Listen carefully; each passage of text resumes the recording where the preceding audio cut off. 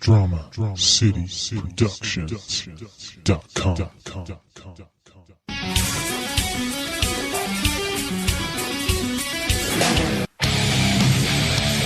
You are plugged in for the Podcast Wrestling Society, where you can get dynamic weekly pro wrestling and MMA-related content.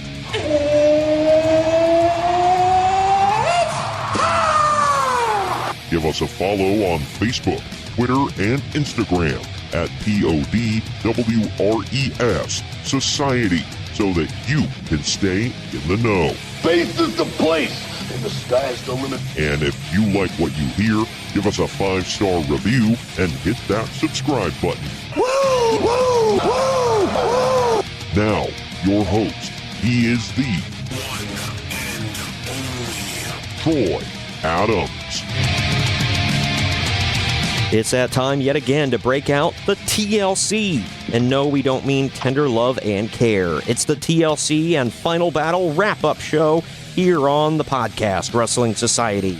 I'm your loving leader, benevolent host, Midwest Monster, and I am so uncensored Troy Adams. And joining me today, he is the Carl Anderson to my Luke Gallows. He is good brother Kyle. What up, Kyle? What is going on? It has been a big weekend for wrestling. Big 4 days of wrestling. If you want to, because we are going to be talking about Raw and SmackDown. Just to kind of lay out the podcast here for today, we will not be covering this week in wrestling history. We will not be covering news, but we are covering all the fallout from the weekend. It was Ring of Honor's final iPay-per-view of the year, Final Battle, and it is generally their biggest one of the year. The Elite has said goodbye to Ring of Honor. Well, at least most of the Elite. I'll get into that later. They are all leaving Ring of Honor. They're leaving the territory, which makes me believe they're all headed for the Big E. And I don't mean 1/3 of the New Day. But Kyle did not watch. He's not really a Ring of Honor guy. But I did watch, and I will cover all of that for you later. But Kyle and I are going to cover TLC, which is the last WWE pay-per-view of the year. And we'll cover that as well as all the fallout from Raw and SmackDown. And because Raw and SmackDown were preempted for next week, since it is the holidays, and they're trying to give their guys and gals a week off to spend with their families for Christmas and Christmas Eve, they pre-recorded next week. So I have the spoilers for you, but Kyle does not want to know. I stumbled across them anyway, so I figured, what the hell? If you all don't want to hear the spoilers, I will give you a warning after Kyle is gone. We will go to a commercial break, and then we will lay out some spoilers, if you will. And then, after the next break, we will cover Ring of Honor Final Battle. So, that's as good as I can lay it out for all of y'all. You think that's good enough, Kyle? Sounds good to me. Alrighty. Look, before we dive into all there is to dive into, instead of doing like a bunch of stopping to promote, this thing and that thing and whatever, I'll kind of mix some stuff in sporadically throughout the show, but right now I do want to let you know, we're going to right now tell you about our association with WrestlingWithWrestling.com, as well as, if you want to be advertising with the podcast, I'll tell you how, and you can get your product to a bigger audience now that we are on WrestlingWithWrestling.com and DramaCityProductions.com. Go to WrestlingWithWrestling.com. They're covering all four corners of the ring, from recaps of shows like what we're doing today, or the latest news that we can't get to here on the podcast because we only do one show a week, so that's a lot to get to. There's a lot of videos and podcasts and interviews, lots of great stuff available on there.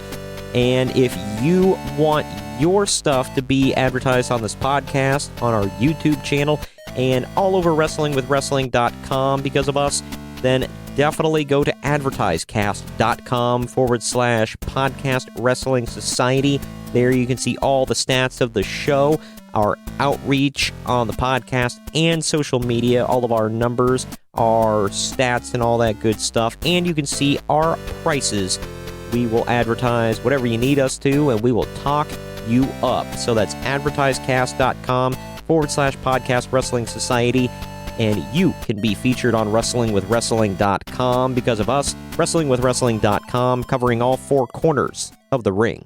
Later on in the show, now that we've kind of told you about all that important stuff right here, we will tell you later on how you can buy our fresh and clean merchandise. You know, I know that, the holidays are next week. So I don't know if you order now, if you can have the Christmas present in time, but you might be able to. You might want to check it out and go to shop.spreadshirt.com/podcast-podcast-wrestling-society, or you can go to redbubble.com/people/podrest-society, like the social media handle. Some cool stuff on there, Kyle. Yes, I've seen some of the stuff on there. It is quite cool. Quite cool. And there's some T-shirts I would like to get. So yeah, you can get T-shirts, mugs, travel mugs, different kinds of bags if you're into that kind of stuff. Ball caps. There's a ton of stuff. I can't even remember all of it. Buttons, just random stuff. Even pillowcases or mouse pads if anybody still uses mouse pads. There's a ton of stuff. If you want it, more than likely it's on there. So just go check it out. You won't be disappointed. There's a ton of variety of stuff.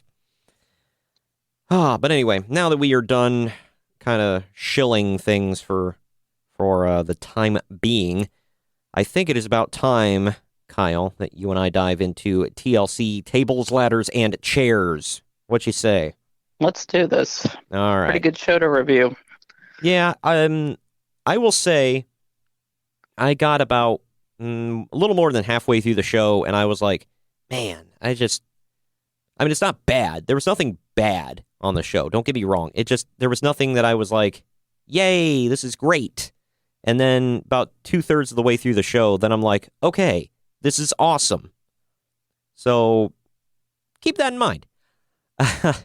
TLC Tables, Ladders, and Chairs took place December 16th, 2018 from the SAP Center in San Jose, California.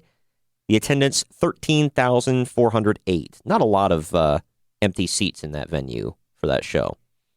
So that's cool. Greg, his family, and Ramon and a couple of members of his family were in attendance at this show, so they filled up a few seats there. Did you watch the pre-show, Kyle? Mostly. Okay. I didn't. I think I watch it. I think I turned it. I think I started watching it. It was like right in the middle of the cruiserweight match, but I saw the other match that was on there. Yeah, I didn't. To be honest with you, I didn't watch any of it, and it wasn't against. I didn't have anything against it or whatever. I mean, the ladder match, I had zero interest in seeing it. I'm going to be honest about that. I didn't give even half of a damn. But the cruiserweight match, I might go back and watch just because I like both of those guys, and I kind of want to see what they did. Yeah. Some people were saying that they didn't watch the pre-show at all because just last month we were basically told, hey, pre-show doesn't count. So yeah, pretty much. I didn't watch it. I did not watch it because of that. It really doesn't matter to me if it counts or not. If I want to see it, but I didn't watch it. So I don't know. I usually don't. Just running it down real quick. Buddy Murphy defended the cruiserweight title against Cedric Alexander. In the end, Murphy won with the Murphy's Law and retained the title. From what I heard, it was a good match. From what I saw about half of it, like I said, and yeah, from everything I saw, it was good. I love both of those guys. Yeah, both of them always put, two of the best that they got in that cruiserweight division. So not a surprise that it was a good match. Yep. Probably should have been on the main card if you think about it. Yeah, I would have. I mean, we'll get into some of it, but I mean, even that the opening match, I would have definitely moved that to the pre-show. Bumped up the cruiserweight title match. Yeah, but Then we get Elias versus Bobby Lashley with Lio Rush. They were in a ladder match. Here's how the stipulations were described. First one, because it wasn't a title or a briefcase or a contract or whatever the hell. It was a freaking guitar hanging from the ceiling. It was basically a guitar on a pole match, but minus the pole. And they say the first one to grab the guitar gets to use it. Well, that's not that's what not happened. how the match went. No. Elias won the match by climbing the ladder, grabbing the guitar. They ring the bell. He wins. What the hell? My question, why do they care about the guitar in this situation when you have a ladder to use as a weapon? Wouldn't that hurt more? You would think. Yeah, it just doesn't make sense to me. It didn't make sense to a lot of people, apparently, from what I've read on the internet. But after the match, Lashley attacked Elias. So... yeah, Lashley actually ended up getting the guitar and hit Elias with it. So, yeah. There you go. Okay. Everybody's happy, I guess. Yeah. Yay. But then we move on to the main show. 3 months of build-up have led us to this. The Fabulous Truth, which is R-Truth and Carmella, versus Team Mahalisha, which is Jinder Mahal and Alicia Fox. I mean, the two odds-on favorites to be at the end at the very beginning of this thing. I mean, how can they not be? Right, yeah. And keep in mind, while I'm talking about this, the winners of this are number 30 in their respective Royal Rumbles. Think about that. I wrote in my notes, I said, tons of goofy comedy spots. Nothing terrible, but nothing great. They do the dance break at one point, and the Singh brothers come in to dance around, and they kind of ruin it. The crowd boos, and they get dumped out of the ring. I love the double standard of WWE, where it's like, if a woman hits a man, or excuse me, if a man hits a woman, disqualification, can't do that. Whoa, no man-on-woman violence. But if a woman hits a man, it's all good, keep going. Perfectly acceptable. Yeah. Oh, yeah. Well, in the end, Carmella makes Alicia Fox tap out to the Code of Silence. I gave it one, Uncle Dave. Yeah, I mean, I've heard a lot of people hate on this match.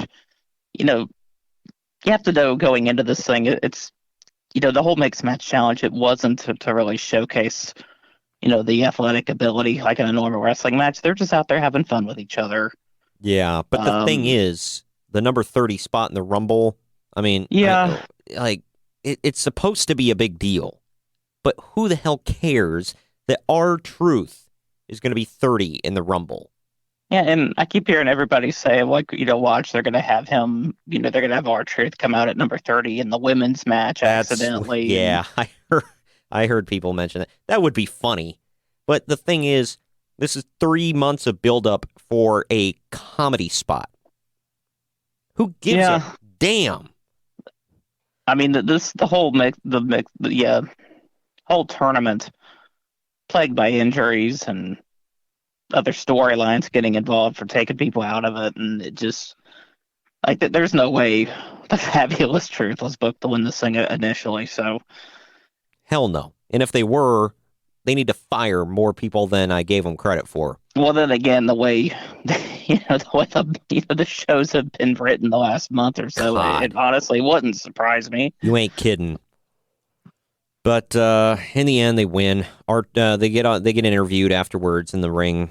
R-Truth instantly kills Carmella's excitement because another stipulation is the winners get a all expenses paid vacation to wherever they want, and they were supposed to submit it beforehand. Keep in mind, these two had 3 months to submit this.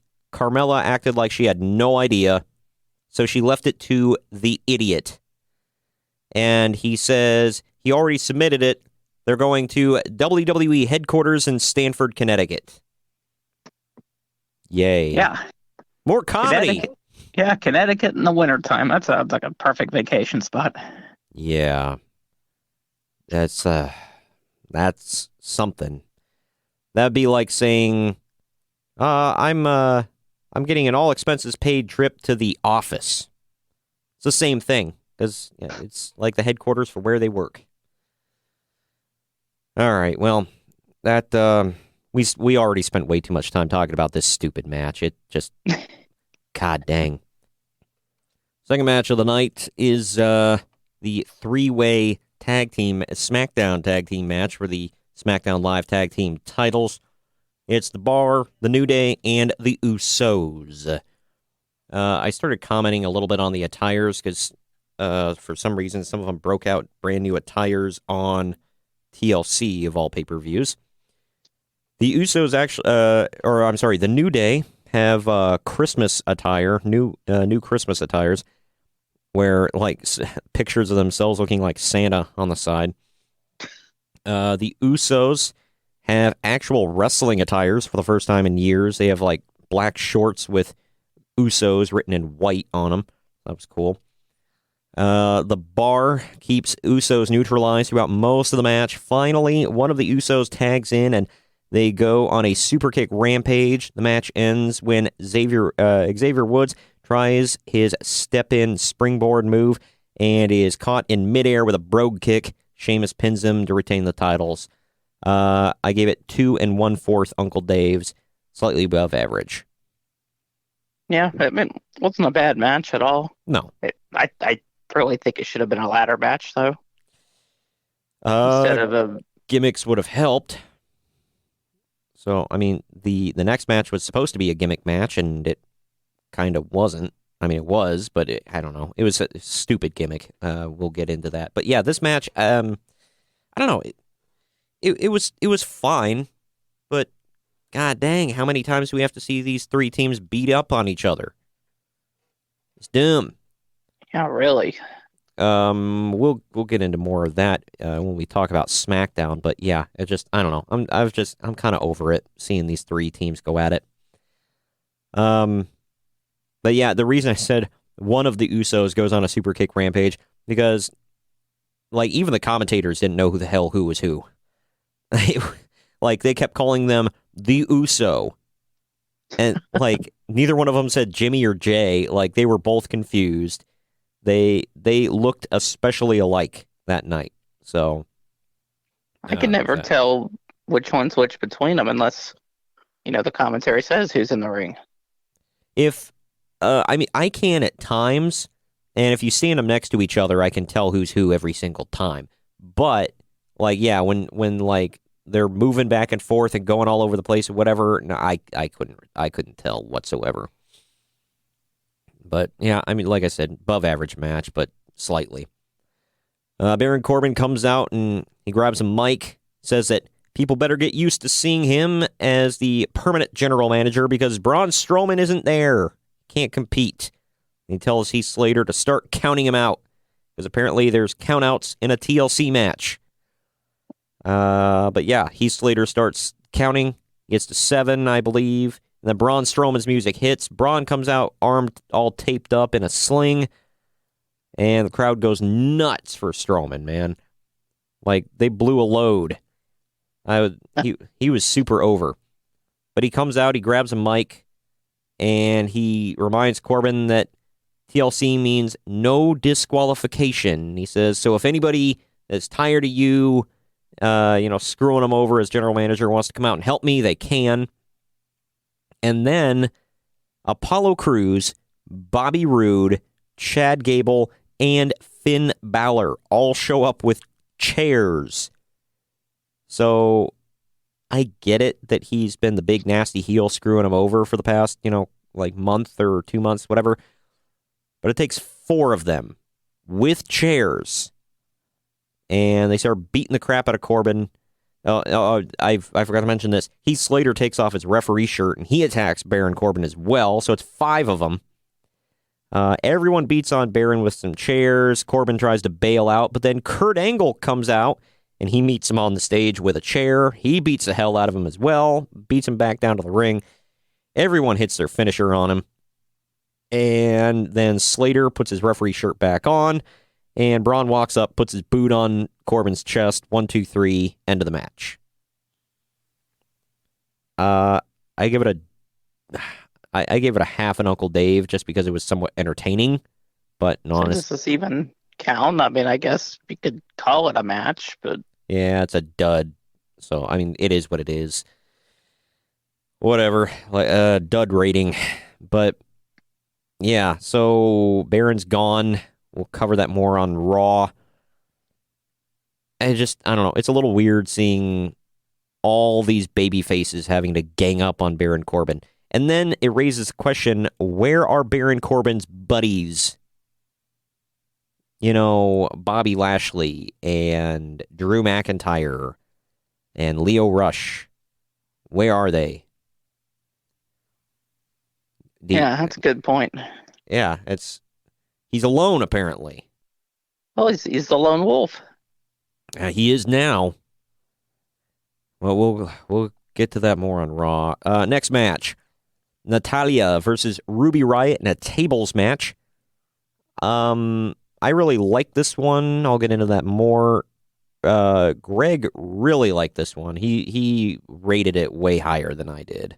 I mean, he didn't give it an actual like numeral rating, but he was going on about how amazing this match was, and I was like, it was good. It wasn't great. It was good. But the crowd was hot for it, so I'll say that. I missed. You're gonna have to fill in this part for me because Liv was the first one through a table, right? Yes. Okay. Well, I caught that part. Liv Morgan got up on the apron with Ruby Riott. She shoves Ruby out of the way because she sees Natalya rushing at her, and Liv Morgan takes a spear. She goes flying off that freaking apron, goes right through the table, ass first, almost overshoots the damn thing. She looks like dead. Like, she looked like she was legit hurt. And then at some point, this is what I missed. Apparently, Sarah Logan also got put through a table. When did that happen? A few minutes after Liv Morgan did. I forget exactly how she went through, but Okay. yeah, it wasn't too much longer after. So it wasn't as impressive as what happened to Liv. No. Liv Morgan can sell her ass off. I don't think she gets enough credit for. No, I think she's really good, but she's always the one eating the pin for the Riot Squad, so kind of sucks. But anyway, at one point, it's the table's in the corner, or they put.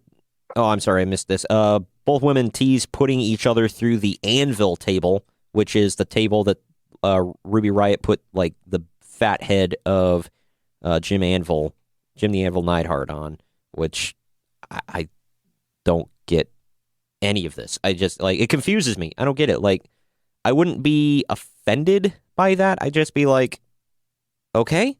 Like, I don't know. If my dad died and then they put a fat head of him on a table, I don't know if that would, like, anger me so much as just be, like, confusing. You know what I mean? Oh, yeah. I never got it. But regardless, they try to put each other through the anvil table for a while. At one point, it's in the corner. Natalya has Ruby in the sharpshooter, and Ruby knocks the table over, falls backwards right on Natalya's head, and breaks the sharpshooter. I thought that was pretty cool. Natalya screams at Ruby throughout the whole match about bringing her family into the story, like she's audibly yelling at her. This happens again at another match later that we'll talk about. At one point, Natalya pulls out a table with a fat head of Ruby Riott on it. For all of you that don't know what a fat head is, look it up. It's a picture. It's a gigantic, like, cutout, like, sticker of someone. Look up fat heads. They're out there. But anyway, it's got a big picture of Ruby Riott on the table, which confused me even more. Like, shouldn't it be Ruby's mom or dad on the table? Even her, like, you know, her second cousin twice removed. Like, who cares if Ruby's picture is on the damn table? Is that the equivalent of putting Natalya's dead dad on the table? I guess so. Dumb. It's dumb. That's what it is. She pulls out her dad's jacket that was also under the ring and puts that on. Weird. What are the odds that would be under the ring during that match? Wow. Yeah, like, why did she plant it under... I don't know. She did some work before the show, I'll say that. But Yeah. pulls out her dad's old Heart Foundation jacket, puts it on, she points up to the sky, she clearly gets emotional. Then she gets back into the match. Natalya takes about 2 years setting everything up, which allows Ruby to get back up and lay her out on the table. But then she gets knocked off the top rope. Natalya goes up top, and Ruby hits a riot kick on her. Then she goes up and tries to go for a Super Hurricane Rana, but Natalya blocks it, picks her up, super power bomb through the table. Natalya wins. And apparently she also had another pair of her dad's sunglasses that weren't broken, or she just repaired the ones that Ruby broke. I don't know. She put those on, and there you go. 2 1/4 Uncle Dave's. That's what I rated it. Did I underrate it, in your opinion? Overrate it? No, I think you got it. Yeah. I mean, it was Above was average. yeah. It I mean, it was entertaining. It wasn't, yeah, exactly. It was entertaining, emotional, wasn't spectacular. No. Greg just freaking loved this match, and I whatever. To each their own. This next match, I loved this match for the most part, but yeah, I mean, it just wasn't. It didn't feel like a big match, but God, I love these two guys. It was Drew McIntyre versus Finn Balor. These two beat the crap out of each other for a while. Mostly Drew beating on Finn. Drew looked like a freaking monster, and again, like a freaking superstar, in my opinion. These guys are just awesome. Finn was looking great, like a great sympathetic baby face. He had the crowd behind him the whole match. But then Dolph effing Ziggler comes out and he attacks Drew, but then Drew hits him with an effing Claymore, just knocks him down. But then he throws him in the ring, grabs a chair, Balor shotgun drop kicks the chair right into McIntyre. Then he hit the coup de grace, gets the win. I'm confused about why Balor got the win, and we'll get into more of that. But I'm hoping this actually elevates Finn to a main event level yet again. But we'll see. I gave this... That would be wonderful, but... Yeah, I don't have any confidence in it.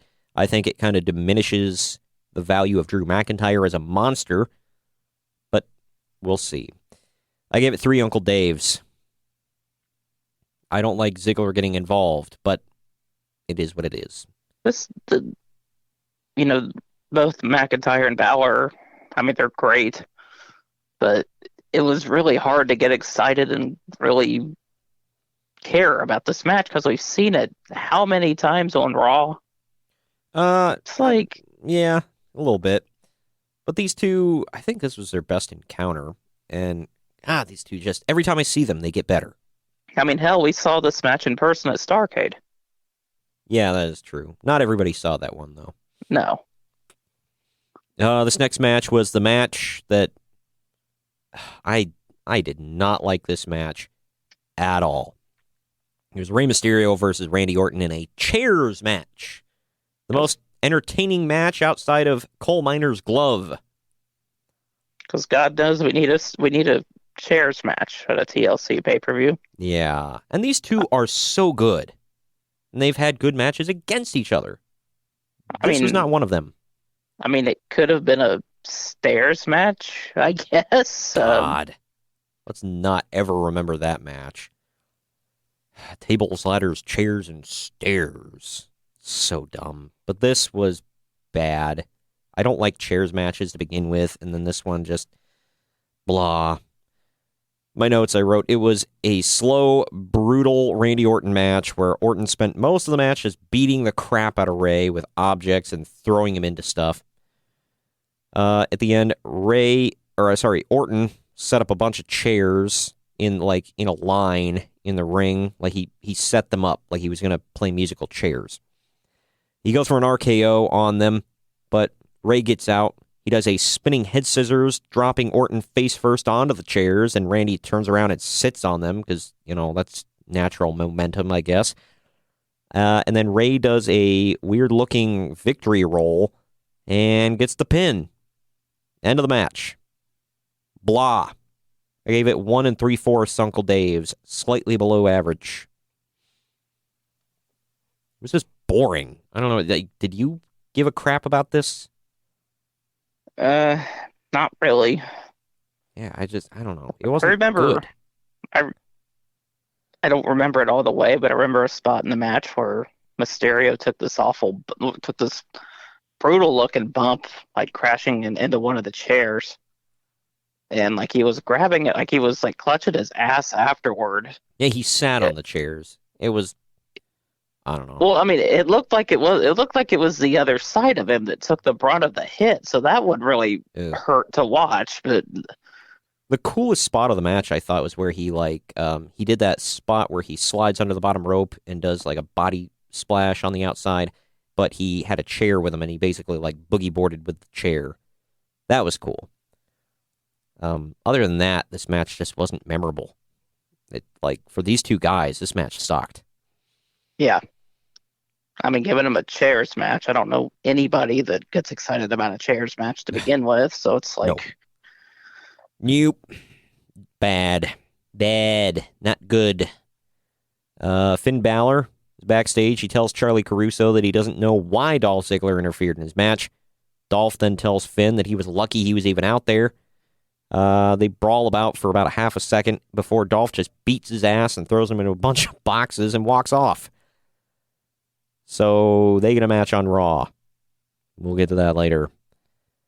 This next match was actually really good, especially for crowd reaction. Ronda Rousey defended the Raw Women's title against Nia Jax with Tamina, who basically amounted to a houseplant at ringside.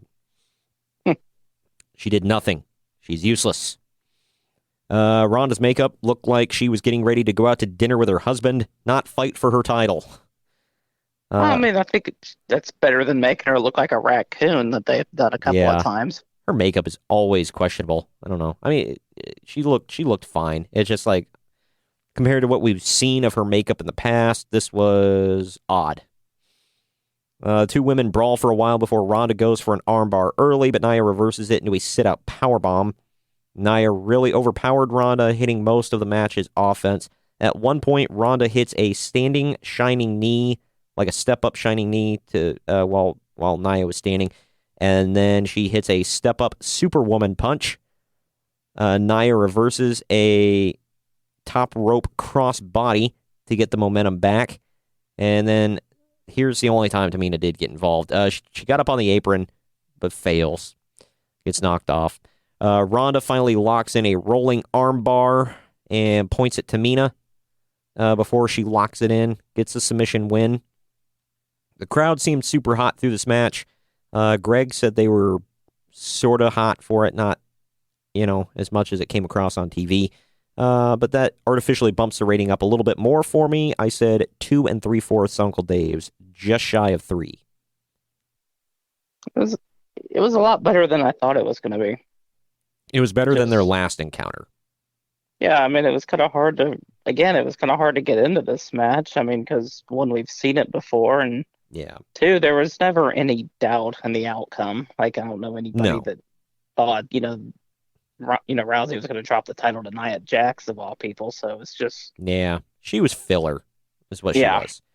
But it was still a good match. I enjoyed it. It went just about the right amount of time. Not too long, not too short. Ronda got her stuff in. Nia got her stuff in. It was fine. This is what confused me. After the match, Nia's like walking backstage, like holding her arm. Charlie Caruso tries to get an interview with her. She blows her off. And then Becky Lynch is just standing there, walks up to her, and she says, "Remember when you broke my face?" And she beats the crap out of Nia, throws her into the wall, and yells, "Keep my name out of your mouth," and then walks off. And meanwhile, we after this, Tamina just walks up and looks at her like, "What happened?" And then Nia just shrugs. I hope this isn't the blow-off to all of this. Like, it's just, like, what? Yeah, really. What happened? And again, Tamina's useless. Where was she? Her cousin just got the tar beat out of her. Whatever. Dumb. It's like, I was in the bathroom. What the hell happened to you? Yeah. Like, sorry, I had to crap. Like, sorry you got your ass beat while I was doing that. It was weird. This next match is where the show started getting really good, I thought. It was a WWE title match. We had Daniel Bryan defending against AJ Styles. We've seen it before, but I could see these guys, like you were talking about Becky and Charlotte, I could see these two wrestle like 5 times within 2 weeks, and I would be happy. Oh, I'm right there with you. This was just a fantastic match. It's hard to believe that we'd get him. Like, if you told me at the beginning of the year, Daniel Bryan's going to be cleared, he's going to be wrestling again. He's going to have a WWE title match with AJ Styles at a pay-per-view. Mm-hmm. Your first thought, at least my first thought would be, well, that's definitely the main event right there. Yeah, no, it's 3 matches back from the main event, which blows my mind. But whatever. It was certainly. I mean, I'm not arguing with what the main event was. It was definitely deserving, but yeah, I think so. It's just, I don't know. The match was so good, and it was a pure wrestling match, and these guys are so good at everything they do. Real quick on the attires. AJ is wearing glow-in-the-dark highlighter green on his, trim on his attire. Like, he literally glowed in the dark.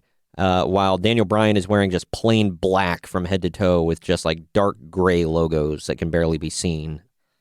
So, very heel-like attire. I dug it. While this match was good, the first half of the match was, super slow. Got a little draggy at times, but not too bad. It really heated up after a while. Daniel Bryan showcased some new offense. He did, a spinning back kick at one point that was kind of cool. The crowd got really into this thing. And apparently he said this on the pre-show, and I missed it, but Corey Graves brought it up, that the yes movement is dead, so there's no more yes lock. It is now back to the label lock, which is what he originally called it coming into the WWE. AJ gets thrown into the timekeeper's area, but he lands on his feet, and he hits a phenomenal forearm outside. They go back in. Bryan goes for the flying knee, but he misses. AJ rolls him up into a small package. Daniel reverses it. 1, 2, 3, small package roll-up win. That came out of nowhere for me. Wow. Wasn't really expecting a finish like that, but... No. I didn't hate it, though, because no. I don't want to see finisher end of match every single time. I give it 3 3/4 Uncle Dave's, just shy of 4, but it was really good. I think this match could have gone another 10, 15 minutes, and it still would have been great, maybe even better. But yeah, it was fantastic for what time they had. Anything else you want to say about this before we move on? No, I think that's it. I mean, like you said, this is where the show really took off. The last 3 matches on the entire show really made the show what it was, and this was the start of it. Yeah, and I hope we get more of these two. Ronda Rousey is backstage talking to Natalya. Charlie Caruso comes up, just completely blows off Natalya. Natalya walks away. She asks Ronda about her taking on Charlotte Flair in the future, possibly. Ronda said, "Payback's a B word, and I'm the baddest one on the planet," and walks away. Short, sweet, to the point. That's good, because when Ronda Rousey, in my opinion, cuts long promos, it's weird. I don't like it. She's not a promo gal. She's good in small doses, but she rambles. She says weird crap, and I don't like it. Was it last week where she was talking about what it meant to be a champion? Yeah. Just droned on for 5 minutes about that, and it came across arrogant and crappy. She drew some boos, and it's ugh, you're not a likable person when you talk like that. But either way, next we get the most divisive match of the night. It was Seth Rollins defending the Intercontinental title against Dean Ambrose. The crowd seemed rather flat from the get-go. Corey Graves kept grilling Renee Young about her marriage to Dean Ambrose throughout this whole thing. Renee kept coming up with like stupid excuses, and she kept getting like angrier with every response. Even Michael Cole joined in with the poking at her after a while. And it's a weird dynamic where she's a babyface until like Dean comes out, where she still tries to act like a babyface, but she's not. And she's like saying heelish things, like she's rooting for Dean, obviously, and making excuses for him. It's like she's a heel. Like just go with it. Heel Renee, whatever. I thought she was going to get involved with this match. I thought she was just going to have enough of the, what was going on commentary. I thought she was going to get involved in the match and let Dean win. I didn't think she was going to be an on-screen character like that, getting involved. However, I did think that she was just going to go full-on heel mode and just be like, screw you guys and screw all of this, and just like cut like a heel promo on commentary. But she did not. She snapped right back into babyface mode right after this match. The match was good. Possibly great if you're judging off of, just a wrestling match. There were a few things that dragged it down. I'll talk about. The crowd is making next to no noise whatsoever, pretty much sitting on their hands. They clap politely for a couple of things, but that's about it. Dean finally gets some boos when he plays the crowd at one point. Rollins sells his knee throughout most, I shouldn't say he sold his knee for like a couple seconds, and then he started doing dives. And then he tried doing that flip over thing into the buckle bomb that blew his knee out years ago, and he pretended like it blew his knee out again, and he sold it for about 5 seconds, stood up and hit a buckle bomb on Dean. Dumb. Didn't sell the knee for the rest of the match, by the way. It takes a crowd forever to start doing the burn it down chant when he's doing the stomps, because they started chant. Well, no, I'm sorry. Well, they didn't start the boring chant yet. I think they did start a boring chant at this point, and then Rollins, did the burn it down, whatever. Rollins slips going for a superplex, so Dean makes it work by blocking it and taking advantage again. The crowd chants, "This is boring." So Dean starts doing the burn it down stomps it himself, getting some boos. Seth tells Dean at one point, "This is for all of us and for Roman Reigns, you piece of S word." That gets bleeped out. Seth runs against the ropes, runs back into a boot. Dean hits Dirty Deeds. That's it. What the hell? So Dean won, which is cool. I didn't get to see the finish of this match. Like, my network feed started buffering during the last minute of it, so I'm just sitting here watching it buffer. It finally recovers, and I hear Ambrose's music playing, and he's walking out with the belt. Like, okay, yeah. I'm glad to see Ambrose get it, but I would have loved to see how he got it. Well, a couple things with this match. One, the lack of selling by Rollins on his knee. When he acted like, oh, crap, I blew it out. And then he's like, never mind, it's fine. Like, he did that twice. Kind of crappy. Number two, you and I were talking about this off air. This was a lot of people's problem with the match. That's supposed to be a blood feud. These guys hate each other. And they just had a match. That was it. Another thing, the stupid dialogue by Seth Rollins yelling it at Dean. It just a couple times in the match was just kind of dumb. This is what I really hated, was he went for the Avada Kedavra at one point, which, for those of you that don't know, it's when some guy's on their knees and he goes for that super kick. Well, he goes for that, but he stops because Dean stands up and he puts out the fist, like, oh, let's fist bump. Let's do it. And Seth had to think about it. Do I want to fist bump with it? I'm like, what? Like, kick his ass. Come on. Like, what do you have to think about? He said he didn't care if Roman died from leukemia. Like, god dang, dude. Because he's a babyface, and babyfaces are stupid, according to WWE. I guess so. And he looked like a moron here, because I'm like, dude, just kick him. That cost him the match, and he loses his cool. He beat the crap out of him outside the ring. He powerbombed him into the into the barricade, which, in my opinion, he should never do ever again. But alas, he will. Just a lot of stuff. And then it just ends with a random boot to the gut and dirty deeds.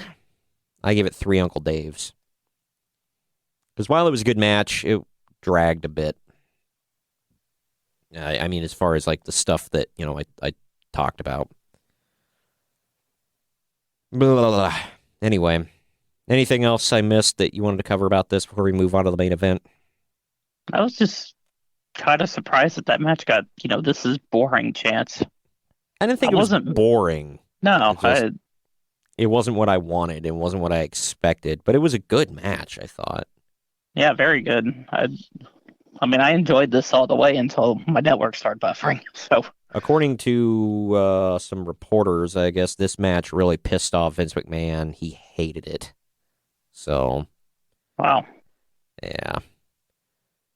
But we move on to the main event. Becky Lynch defends the SmackDown Women's title against Charlotte Flair and Asuka in a TLC match.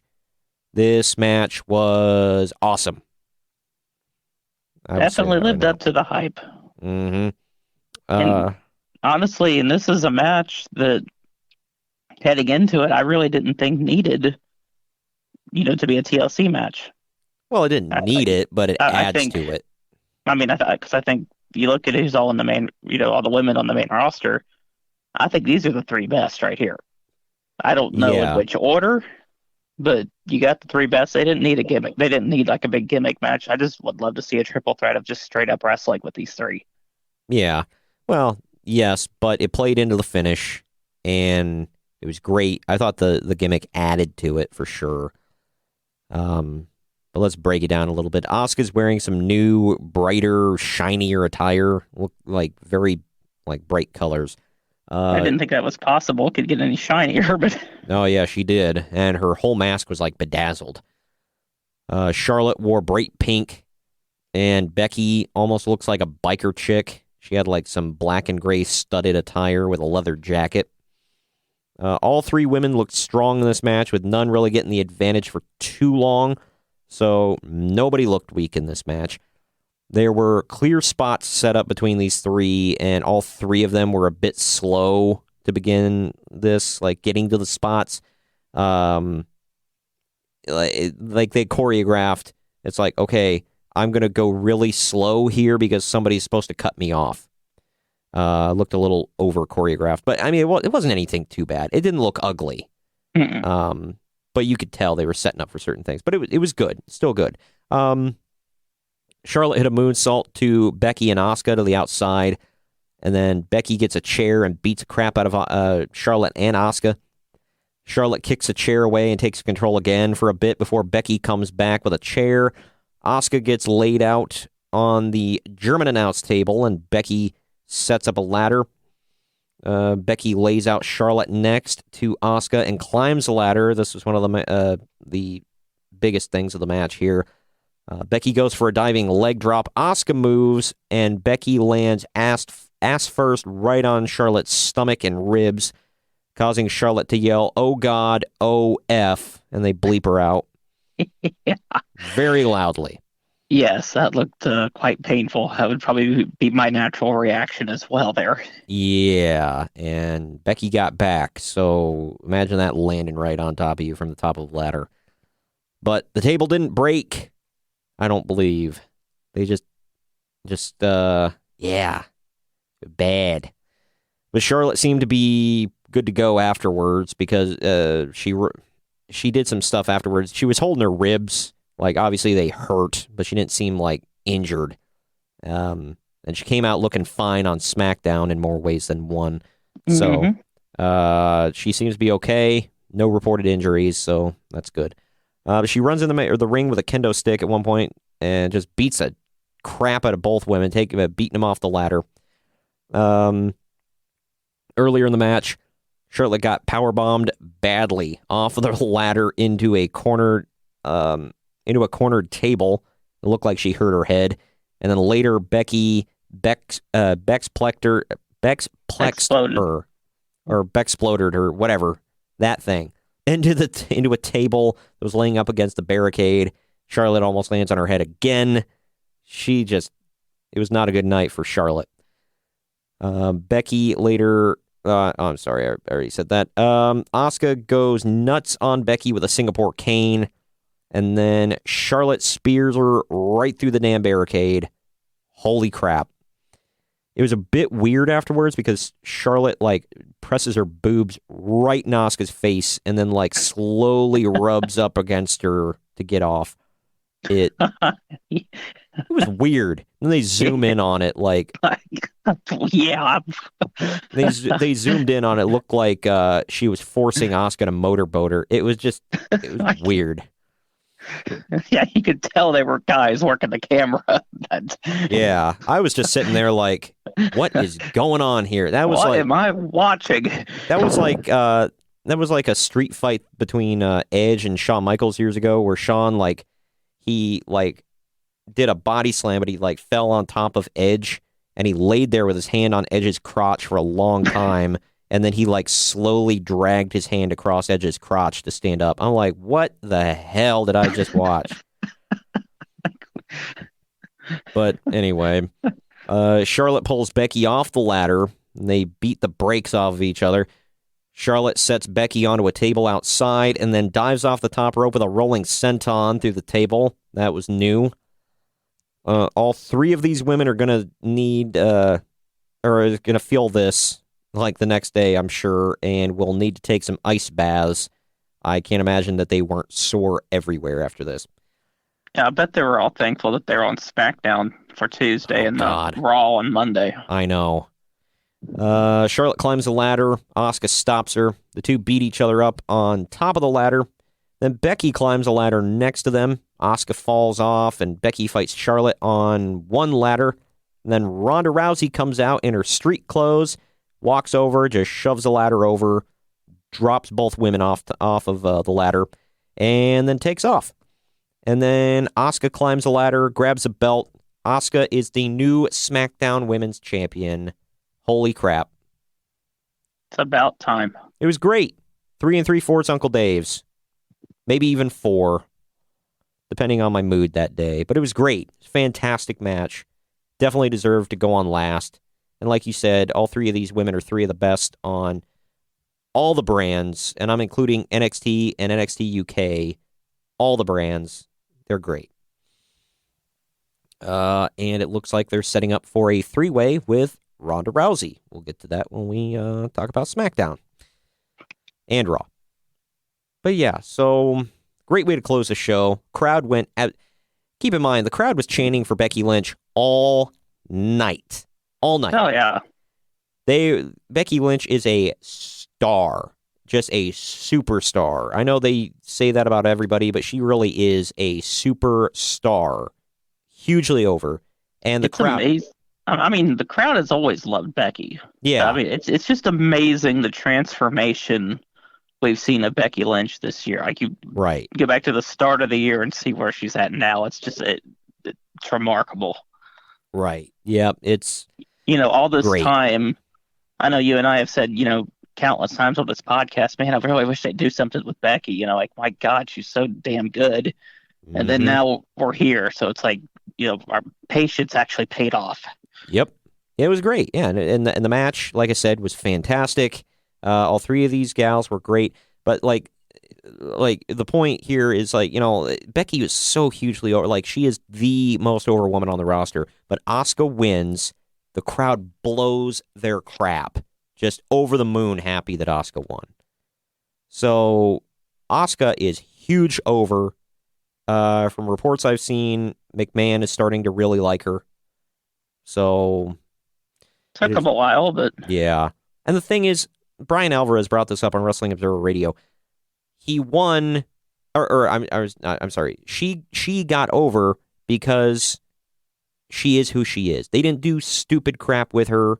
They didn't try any dumb gimmick, whatever, with her. They just let her be her, and she's a megastar. So that is what it is. It's good to see. They booked her like crap for a lot of the year, so thank God she recovered from that. And right. Well, looking at our predictions, you and I both guessed Fabulous Truth, Natalia. I guessed Elias. You guessed Bobby Lashley. We both guessed Randy Orton wrong. We both guessed Buddy Murphy. I guessed Usos. You guessed The Bar, so you win there. We both picked Drew McIntyre and got that wrong. We both were right on Dean Ambrose and Braun Strowman and Ronda Rousey, Daniel Bryan, and Asuka. So we got all of our picks correct. Or those last few picks correct. So we tied. That's what. I believe so, yes. Which always seems to be the way it is. Not that this is a competition, but I mean, just looking at it from a... Yeah, well, I mean, it kind of is, but yeah. So we tied again. But now that at least we don't have, like, punishments like they do on Cultaholic. Oh, God, I know. No thanks. But, yeah, now that we're almost an hour into this podcast, it's going to run a little long, people, so buckle in. But we're going to take a quick break. When we come back, we'll cover Raw and SmackDown, and then Kyle will leave us, and I will go over some spoilers before getting into what happened at Ring of Honor Final Battle. We'll be right back. DramaCityProductions.com. Hey, it's Chris from the StackCast. Join myself, Christian, and Missy as we bring you all the gaming news you need to know. With our penchant for sarcasm, we're throwing out all the social justice bullshit and are giving you 100% uncensored gaming news and opinion. So follow us down the rabbit hole that is our minds, and may God have mercy on your ears. DramaCityProductions.com.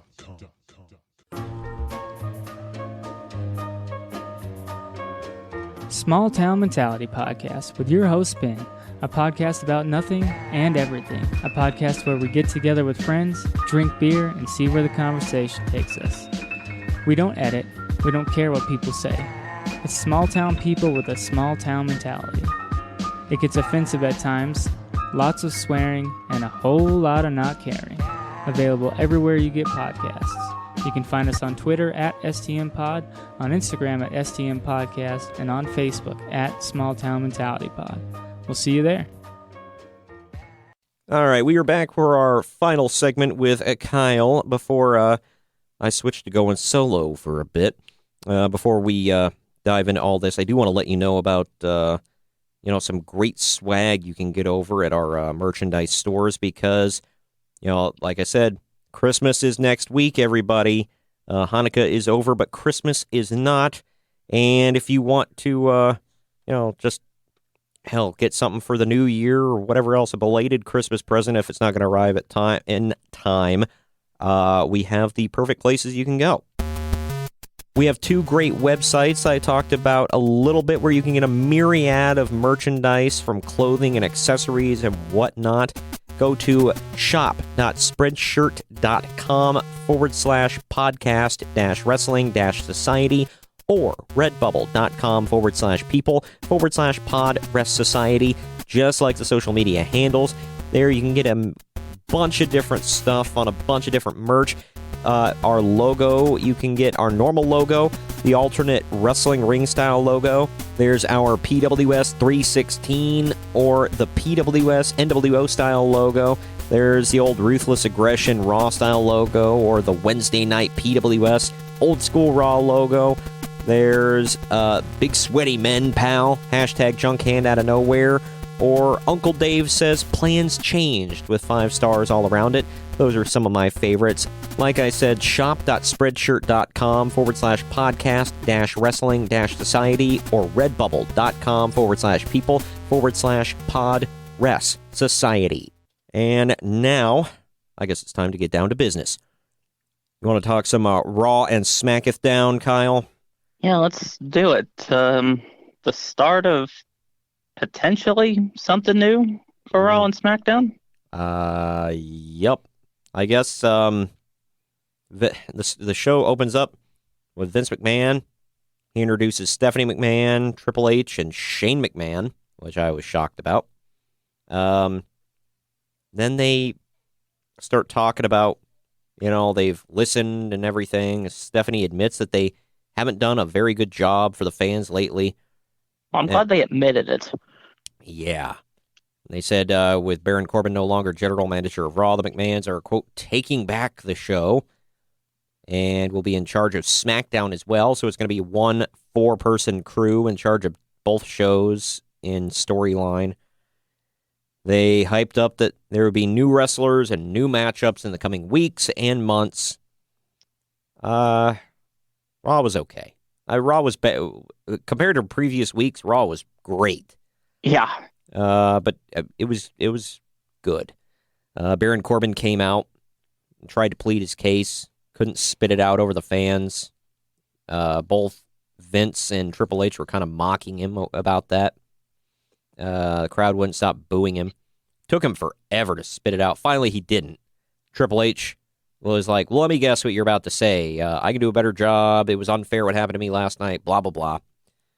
And he said, well, here's the thing. We'll give you a shot. You can be the general manager still if you can beat this guy. Turned out to be Seth freaking Rollins. Oh, well. No, it wasn't. Or no, I'm sorry. Turned out to be Kurt Angle. What am I saying? I don't know. It's late, people, and Yes, it is. And I'm not even reading my own. I clearly can't read my own damn notes. But it was Kurt Angle. And, yeah, and then, who was it? Somebody came out after that and said, handicap match. Was that Triple H? I believe so, yeah. Triple H said, oh, I forgot to tell you, it's not just Kurt Angle. It's a handicap match. So, again, we get Apollo Crews, Bobby Roode, and Chad Gable. And then Heath Slater was a referee, wasn't he? Yeah. Yeah. So there's him again.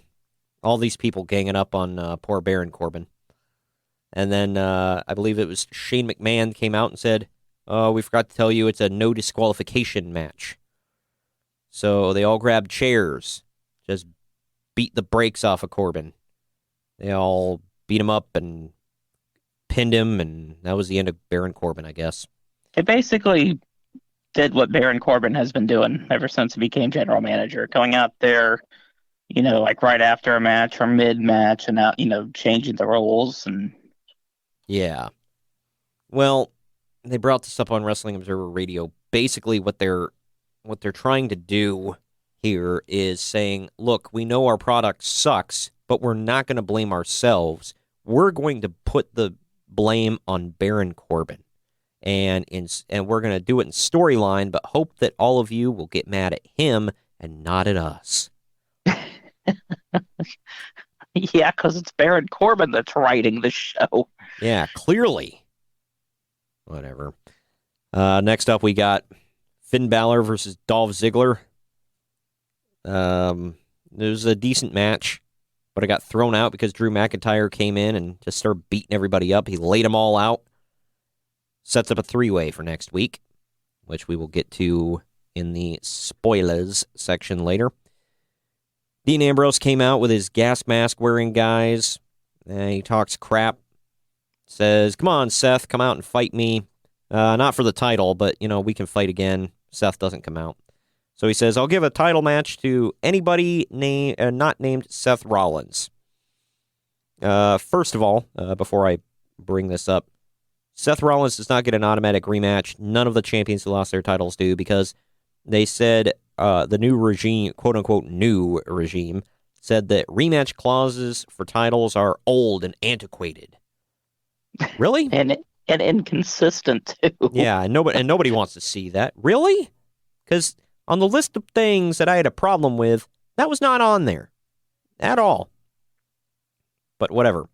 I don't think it makes any sense for the champions not to get a rematch. Well, I guess. I mean, in UFC, it's not always a given. Like, if a champion gets, badly beaten, they don't get a rematch right away. But if they put up a good fight, then they will. But this, they just said there are no rematches. You have to earn yourself a rematch. Okay. But either way, he issues an open challenge because that's apparently just a standard thing in WWE now. Everybody issues open challenges. And who the hell should answer it but Tyler effing Breeze? he comes out to a very underwhelming response. Not even doing his entrance. He just kind of walks out. Ambrose beats Tyler pretty easily with Dirty Deeds. This was just not even really much of a match. The crowd wasn't into it at all. And then Dean grabs the mic afterwards. He talks more crap on Rollins. Then Seth's music hits. Then Seth turned out to be one of the guys in gas masks. Shocker. But he jumped. Yeah, because we've never seen something like that before. Yeah. I want to know who these gas mask wearing dudes are. Are they just dudes? They even, Corey Graves asked Renee Young about that. It's like, who the hell are these guys? You guys have them over for dinner and stuff like that? And of course, Renee, doesn't say anything. Speaking of the banner between Corey Graves and Renee Young, right as Ambrose was coming to the ring for the first time, I remember Corey Graves saying something to Renee Young. I was like, yeah, I'm guessing there was a big celebration in the Ambrose house last night. Yeah. That's a little personal, but yeah, we'll let that be. And I have to get this in here. Damn, did Renee Young look hot Monday night? Yeah, if I remember correctly. Yeah, I forgot. I think I remember what she was wearing, but it's not very often that she doesn't look super hot. So that is what it is. But anyway, but yeah, Seth Rollins comes in, starts beating the crap out of it. Well, we don't know it's Seth at first, but we know. He starts beating up Dean. He takes the mask off. It's Seth. And then the other goons get in. Seth beats him up, too. Then Dean just leaves. So, yeah. Then the next segment, Bobby Lashley's holding a guitar while Lio Rush talks crap on Elias and says that Bobby's going to play the hits. Well, the hits are apparently showing his ass. Because that's what we all want. Yeah. But while he's doing that, Elias gets in the ring, hits him with a guitar, then he leaves. Yay. I can't believe the way, Bobby Lashley has gone from a legitimate badass to just doing nothing but showing his ass. And losing repeatedly to Elias. Yeah. I thought this guy could be a good contender for Brock Lesnar, and he sucks now. Who cares about Bobby Lashley? I hate to say that, but seriously, who cares? They made him a geek. And he's the world's biggest jobber. But yeah, and this sets up for next week. They're going to have a Miracle on 34th Street fight. Hooray. More Christmas gimmicks. Is this feud ever going to end? God, I hope so. I don't care about either one of these guys, to be honest with you. And this feud makes me care about them less. Next up, we get a 4-way tag match that was actually really good. It was good to see something new. It was the AOP versus the B Team versus Lucha House Party versus The Revival. This is where we first found out about the rematch thing being tossed out the window. I didn't catch this at first, but thinking about it later, Drake Maverick had to introduce himself to Shane McMahon backstage because apparently Drake Maverick is so insignificant that Shane McMahon doesn't know who the hell he is. Yeah, Shane doesn't watch 205 Live when normally it airs right after SmackDown. Even if he didn't watch 205 Live, I imagine he's seen the fact that he manages the former Raw Tag Team Champions. Good Lord. So that just made Drake look like a geek. Either that or all Shane cares about is SmackDown. I guess. He's really, which makes him look like a terrible commissioner. Because shouldn't he be keeping up on the competition? I don't know. You would think, yeah. Or maybe he delegates all that to Paige. We'll get to her later. But he says, he told the AOP, rematch clauses are out the window. You're not going to get one. You got to earn it in this fatal 4-way match. Well, they didn't. The Revival won, which, yeah, cool. But happy to see that. Yeah, and they get a tag team title shot next week. It was pre-recorded. We'll get to the spoilers later. And I will give you guys a heads up before all the spoilers. So if you're like Kyle and you don't want to hear, you fast forward.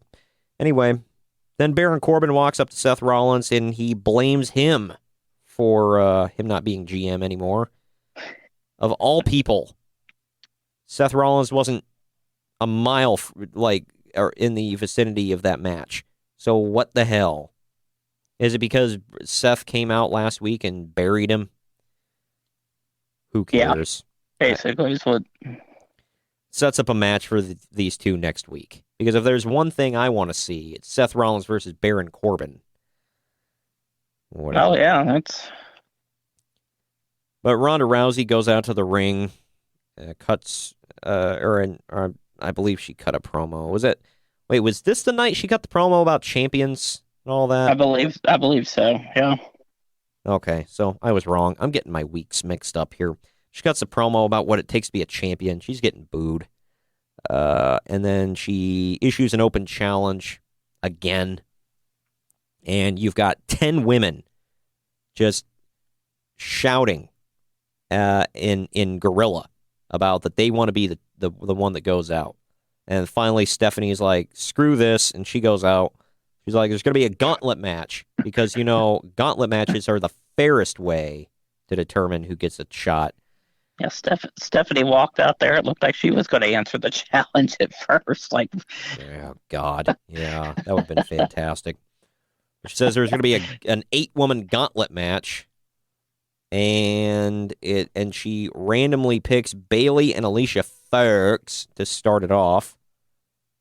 Why, I don't know, but she did. Bayley beats Foxy. Then she beats Dana Brooke. Dana Brooke actually looked halfway decent this night. Not talking about her physical looks. She always looks hot. About to say which looked good too. Yeah. Yeah. She beat Fox. Then Dana Brooke. Mickie James beat Bayley. Then Ember Moon beat Mickie James. Natalya then beat Ember Moon. Then Ruby Riott. And then she won the gauntlet match by making Sasha Banks tap out to the sharpshooter. This all shocked me, but I liked it. This is how the show ended. This was your main event, a gauntlet match. So something different. Took up the last hour of the show.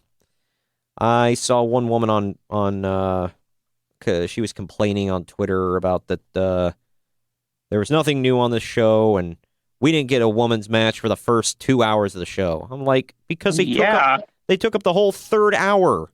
So yeah, and that was the whole women's roster minus 2. So yeah, God. And then the other two were at ringside talking about Liv Morgan and Sarah Logan out there when Ruby Riott was taking on Natalya. So I mean, they were all involved somehow. Yeah, exactly.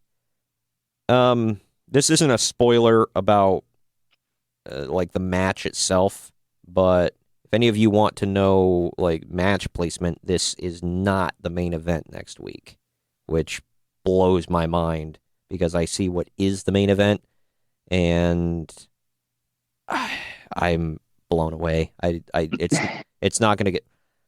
Do you at least want to know match placement, or do you want to be shocked? I think I have a feeling I know what the main event is by the way that you're talking. Take a guess. Elias and Bobby Lashley. Wrong. That opens the show. Oh, okay. Which should have been, but okay. Let's think about this. Their main event. They're trying to. They got to tease. Hey, stick around for 3 hours because at the end of the third hour, you guys get to see this. Seth Rollins and Baron Corbin. Bingo. Who the hell cares? God, can you imagine? Can you freaking imagine? Who's sticking around for that besides the hardcores? I wonder, did they I'm sure they advertised you're basically getting 2 Raws in one night. Yeah. So, I don't know. I guess they wanted to truly get their money's worth and then some, I guess, but... Yeah. Well, that's why Greg didn't go, because he was like, I had to work on Tuesday, and I would have been dead by the end of this. Yeah, I understand. They did announce there were going to be some call-ups from NXT. here real soon. They didn't say what show. Lars Sullivan, we already knew. EC3, Lacey Evans, the team of Heavy Machinery, which is Tucker Knight and Otis Dozovich, and Nikki Cross. Also, Kevin Owens and Sami Zayn will be returning very soon. I'm happy about that one. Going over the list of call-ups, they're all prototypical, besides Nikki Cross, they're all prototypical Vince McMahon people.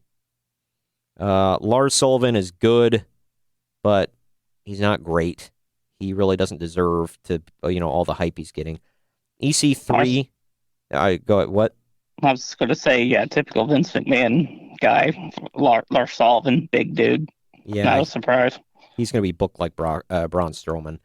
He doesn't quite have the height, but he's a big-ass dude. And he's big and ugly and monstrous, so there you go. The opposite of ugly and big. EC3, got a great look, great on the mic, not a very good wrestler. But God, he's jacked to the gills. Kind of surprised he's getting called up so soon. Same. But, I'm hoping he proves me wrong. I love EC3. He's not the best wrestler. He doesn't blow anybody away with his in-ring work. But he's a great promo. He's got a good look. So, he could prove me wrong. Heavy Machinery, yeah, whatever. They're another gigantic effing team. So they got some charisma. The charisma mainly comes from Otis Dozovich, but, Tucker Knight is good, but they're massive. So, Vince will love them. Lacey Evans. No way in hell should she be getting called up. No effing way. She has a great look, and that's where it ends. She's about the size of Charlotte. She has, she's boring. Not a lot of charisma. The crowd never gets behind her. And she is serviceable in the ring. She's not bad. She's good. She's not ready for the main stage. She's going to be an average worker with a great look. And that's for them talking about, we're shaking things up with new faces and new matchups and better. And it's like, that's not Lacey Evans. No way in hell is that Lacey Evans. But she has exactly what Vince McMahon wants. She's tall, muscular, blonde, and pretty. Boom. Vince girl. Dumb. I don't know. But whatever. WWE is going to WWE. It is what it is, I guess. And Nikki Cross, we all know about her, long overdue. Yeah, she deserved to get called up forever ago. But yeah. She should have been called up with Sanity. And then again, she might have been MIA with Sanity if she had been. I don't know. All the women they could have called up, though, shoot, I would have been fine with any of them, but I guess the other ones are involved in storylines. But still, Lacey Evans, God, that just blows my mind. She doesn't deserve it. But moving on to SmackDown here, the show opens with Shane McMahon is on a little stage with Paige. In the backstage area talking to the locker room, and he says that with the new regime, Paige is no longer the general manager, but she's, quote, not going anywhere. Okay. I don't know what the hell that means. I don't understand why they're doing this on SmackDown, too, because SmackDown wasn't the problem. Yeah. Most weeks, SmackDown was pretty good. It's Raw that was the issue. Well, they're just overhauling both shows, and that's whatever. And SmackDown does need some tweaking, but yeah, whatever. It's not perfect by any means, but it was, like I said, pretty good most weeks. Yeah. But I'm just, super confused, because I'm like, what the hell is Paige going to do? She's going to be a manager at ringside, which I don't want that, because she can't take bumps. And so she'll basically just be standing there shouting people down. She might cause a distraction, but she can't get physical whatsoever. She became SmackDown general manager for a little bit.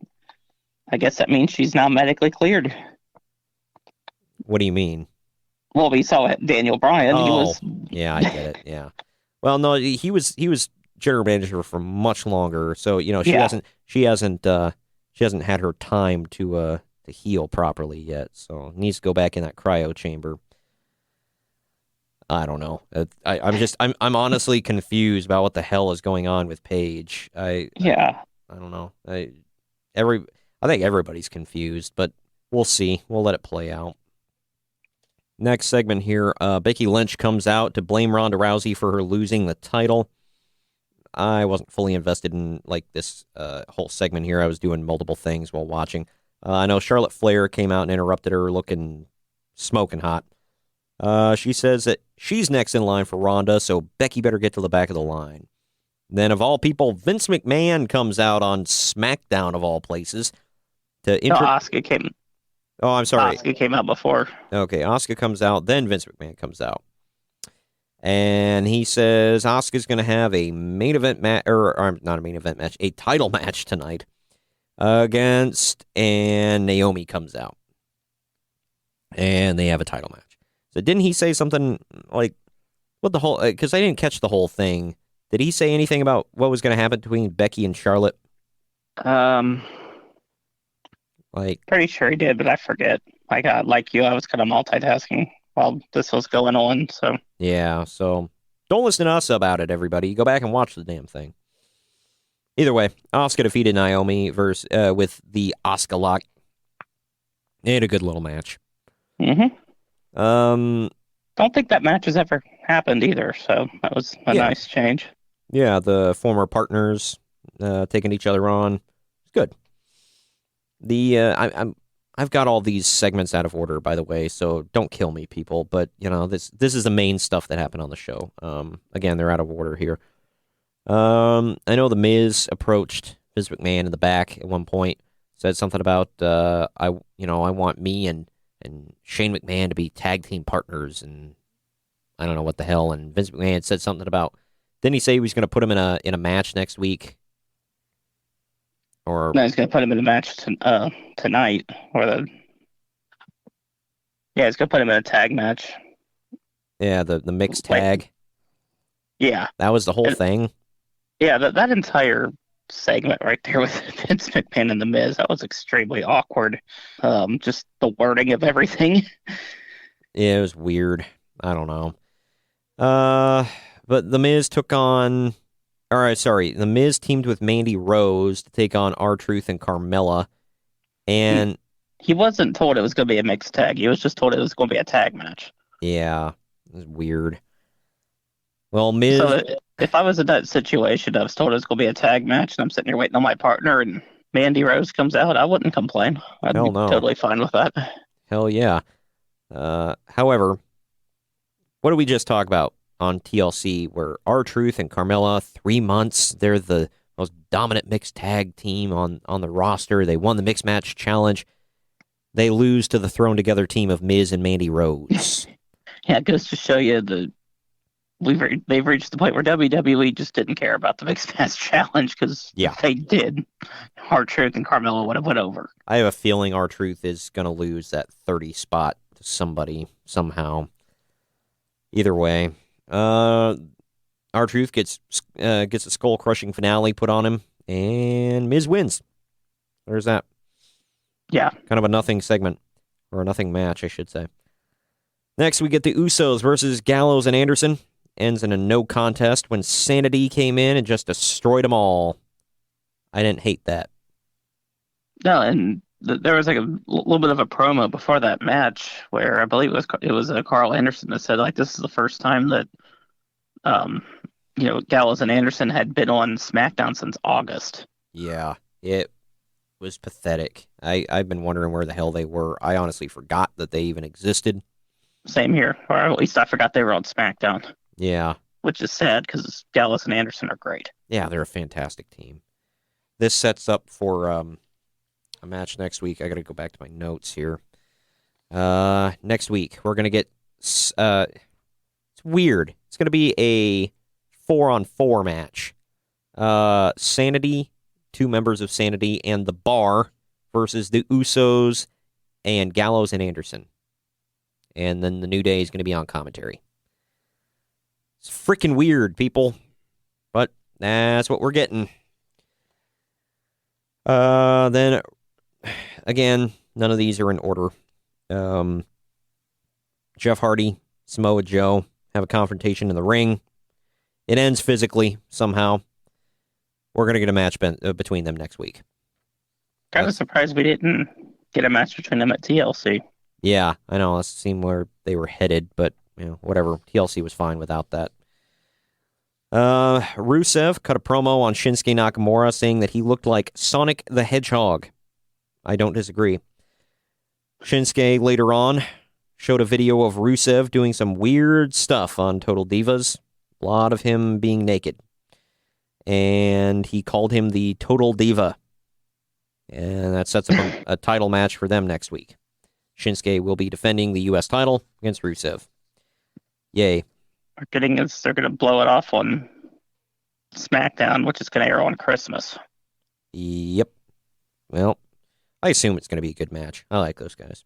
Yeah, should be good, but it is closing the show, so keep that in mind.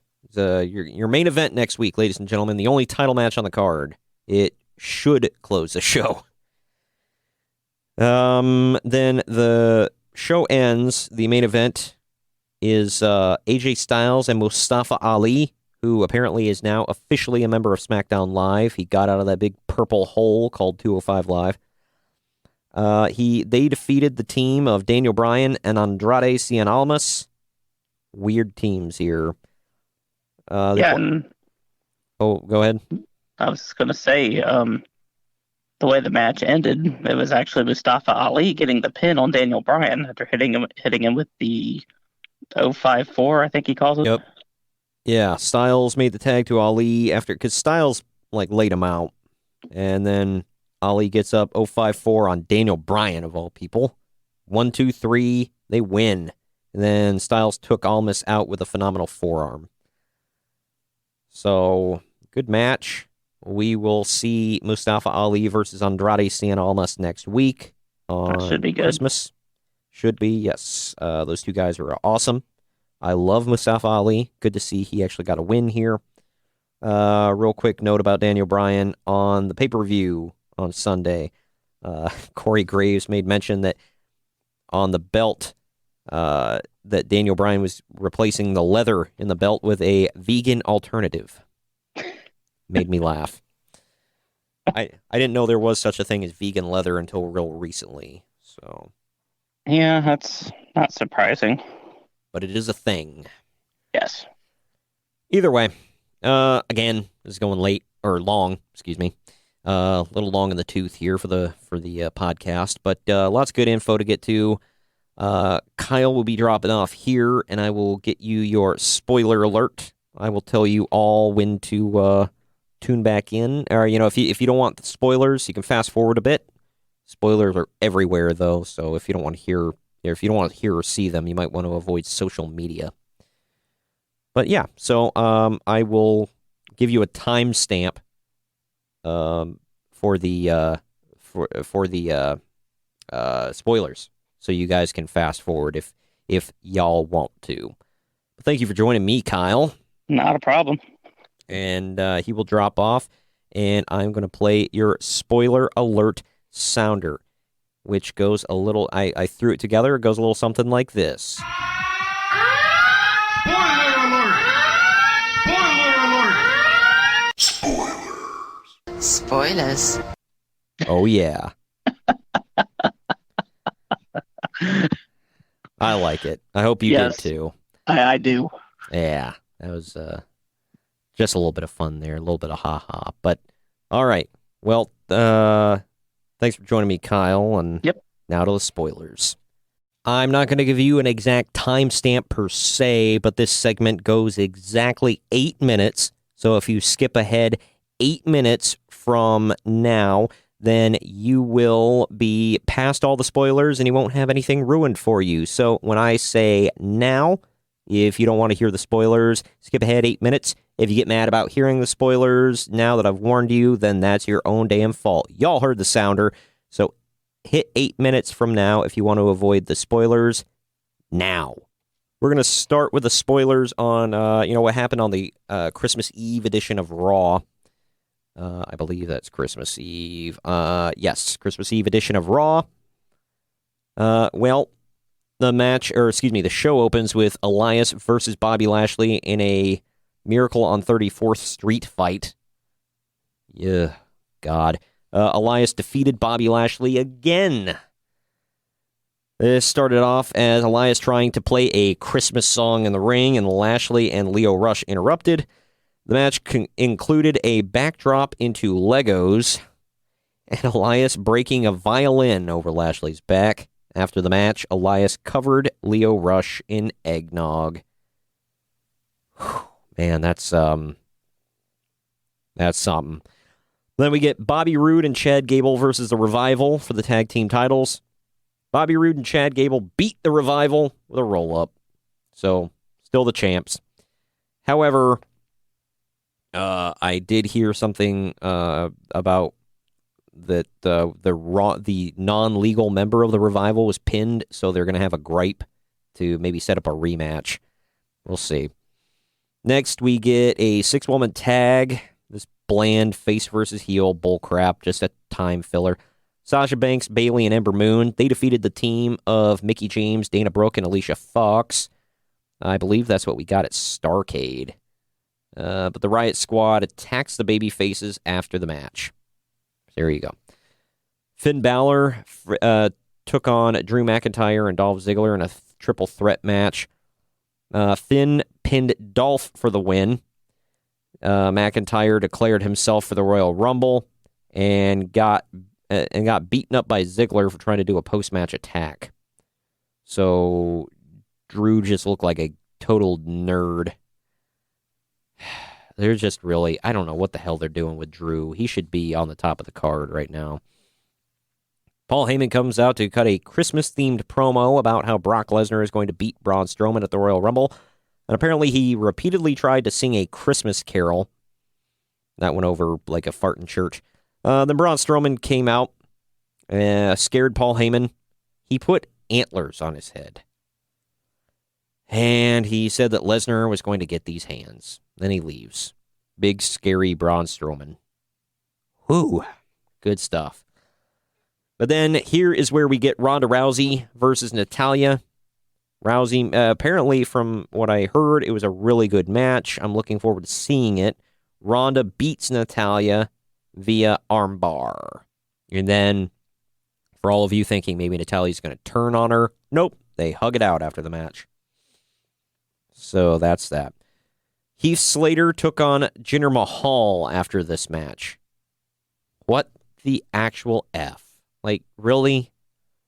But Heath defeated Jinder via DQ when the Singh brothers interfered. And then Rhino showed up dressed as Santa Claus, and he hit a gore on Jinder. That's crazy. So I kind of want to see where that's going, but it shouldn't have been placed there in the card. Then the main event, we get Seth Rollins versus Baron Corbin. Apparently it was kind of a nothing match without much of a response from the crowd. It was at the end of a 6-hour haul by WWE, so whatever. And this is what they freaking closed with. But Seth beat Baron with the stomp. Boo. I mean, I'm glad Seth won, but yeah, whatever. It was a nothing match to close out 6 hours of television tapings. Next, let's hit up some SmackDown spoilers for y'all. The opening contest, Sanity and the Bar.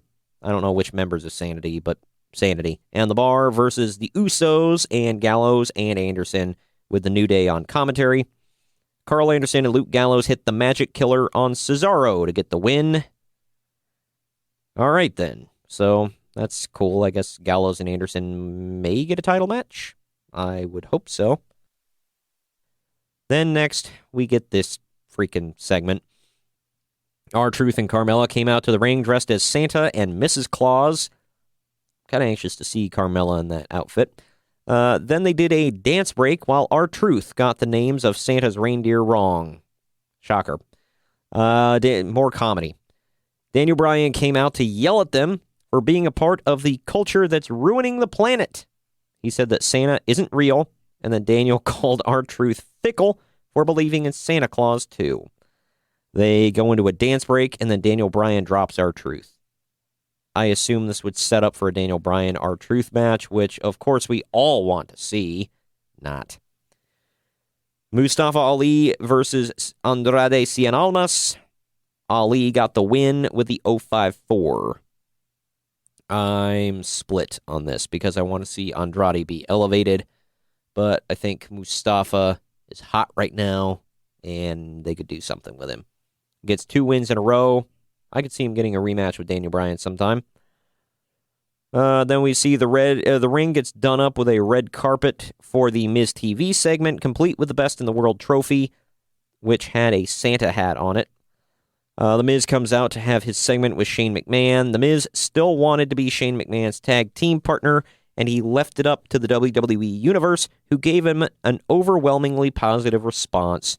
Shane took a second and said, "You better not screw me, or there will be major consequences. Okay, let's try this." And then they hugged, and the Miz was so happy, the place popped big. Which shocks me, but whatever. These guys are over, so whatever.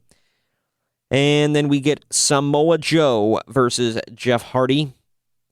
Jeff Hardy ended up winning via countout, so clearly going to set up for a rematch. Also, after the match, Samoa Joe choked Jeff out at ringside with the Coquina Clutch.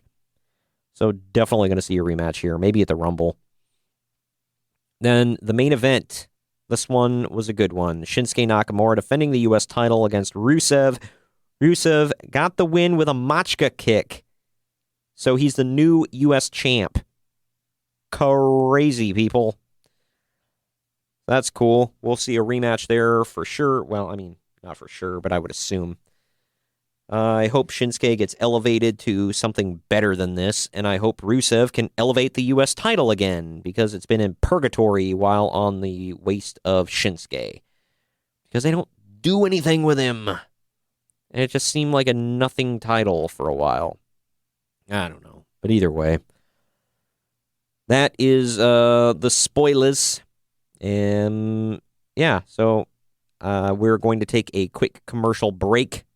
When we come back from telling you about some great other podcasts on the Drama City Productions Podcast Network, we are going straight into my review of Ring of Honor's Final Battle. It will close out this long, long podcast. I hope you all stuck around for it, and I hope you all enjoyed yourselves. Like I said, when we come back on the other side of this break, it's Ring of Honor's Final Battle. We'll be right back. Drama City Productions.com. This is Conversations with Paycheck and Red, a weekly podcast with two good old boys talking about anything and everything that crosses their mind. You may not know what you're going to get with an episode of Paycheck and Red, but you sure know you don't want to miss it. So do what you got to do. Download the app, find the episodes online, and make sure that you don't miss 1 second of Conversations with Paycheck and Red. Drama City Productions.com. Hey, I'm Morgan Danielle. And I'm Luco Blaze. And you can check us out on www.themetalexperience.com for the latest interviews featuring punk and metal bands from the Chicago area. And on our website, you can read interviews and reviews from bands all over the world in our blog section, either on Reviews from the Crypt or the Let's Chat Q&A sessions. Also, check us out on Facebook, Twitter, and Instagram. And remember to keep it metal. Woo! All right, we are back at it. Let's wrap up our great weekend of wrestling here with Ring of Honor's Final Battle. It took place Friday, December 14th, 2018, from the Hammerstein Ballroom in New York City. It really was a really good show. Not every match was like blow me away great, but it had a lot of really good matches. I'll get to them. The opening match was between Kenny King and Eli Isom. I didn't really know Eli Isom before. He had a good showing. At the opening of the match, Kenny King runs down Isom on the mic before attacking him and starting the match. The two are fairly evenly matched, but showcase a veteran-rookie dynamic, which was pretty well showcased throughout the match. as I said, I've never seen Issam before, but he has some pretty cool original offense that I really enjoyed. The match has some good time without these guys wearing out their welcome. Kenny gets to win with a Samoan driver, and then he teases the handshake, but pulls the hand back and just leaves. I gave this match 2 Uncle Daves. Next match was really good. It was Jeff Cobb defending the ROH World Television title against Hangman Page of the Elite. These two really start off hot. No collar elbow tie-ups for these two, and they just beat the snot out of each other from the start. The crowd's really hot for this match, and the commentators keep going on and on about honor for some reason. I didn't catch the full thing. Commentary's off and on with Ring of Honor, which I guess is better than WWE, where it always sucks. But Cobb he does this swinging back suplex slam. He flipped him into a tombstone pile, like a sit-out tombstone pile driver. It was insane. Cobb really impressed the hell out of me here. Every time I see him, I love him. It was a sickeningly awesome showcase of strength from Cobb. The countering in this match was insane. Cobb ended the match with hitting a Tour of the Islands twice, and then he pinned him. I give it 3 1/4 Uncle Daves. Very good. And then we get the women. It was Sumi Sakai defending the the Women's of Honor World title against Karen Q, Madison Rayne, and Kelly Klein in a 4 corners match, which means it was elimination. Karen Q is eliminated by Kelly Klein first with the K-Power, which is apparently just basically the attitude adjustment, but she drops to her knees. Madison Rayne is eliminated next by Kelly Klein after Sumi Sakai hit, I believe she calls it Smash Mouth. It's some flipping, she gets her almost like a swinging face buster type thing. You'd have to look it up. But anyway, she hits that, and then Kelly Klein picks up the scraps and pins Rayne. Then Sakai kicks out of a K-Power. Kelly Klein takes her up top and hits a super K-Power off the second rope for the win. She is the new Women of Honor World Champion. Good for her. I think she's fantastic and beautiful. 2 women hug it out at the end, which was shocking because Kelly Klein's a hardcore heel, but whatever. Her and Sumi hugged it out. It was a good close to their story, I believe, and the beginning of another story here between Sumi and Kelly. I gave this one 1.5 Uncle Daves. I mean, it was a 4 corners match. It didn't have a whole lot of time, but it was good. It didn't suck, so maybe 1 3/4 Uncle Daves. Next, we got Jonathan Gresham, who I've honestly never seen work before. He took on Zack Sabre Jr., who's one of my favorite guys on the planet, and Greg's as well. Jonathan Gresham looks like he was cosplaying as the American Dragon Bryan Danielson. I noticed that right off the bat, although instead of wearing maroon, it was just straight red. They start off the match with a bit of a mat wrestling and trading holds kind of deal. Sabre is out wrestling Gresham at almost every single turn. Gresham looks frustrated after a while.